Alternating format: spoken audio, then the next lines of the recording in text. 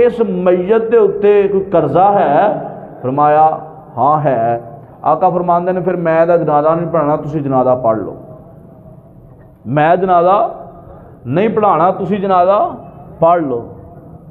बड़ा सौखा जे माल नपना, बड़ा सौखा जे यतीमा मस्कीना दे माल ते डाके पाने, बड़े सौखे जे कारोबार अंदर माल ते डाका पा के बाद जो कह देना जी यही जड़ गए हैं, मर गए हैं, डुब गए हैं, रुड़ गए हैं, जो मर्जी पे होवे। हाँ अल्लाह दा कानून है, जेड़ी पाई पाई लई आ चुकानी भी आ।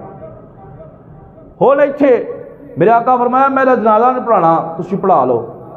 साहबा फरमांदे ने अल्लाह दे नबी जी, हज़रत अबू कतादा फरमांदे ने मैं दे देंगा, इहदी जिन्नी उजरत है मैं दे देंगा, कर्ज मैं ला देंगा।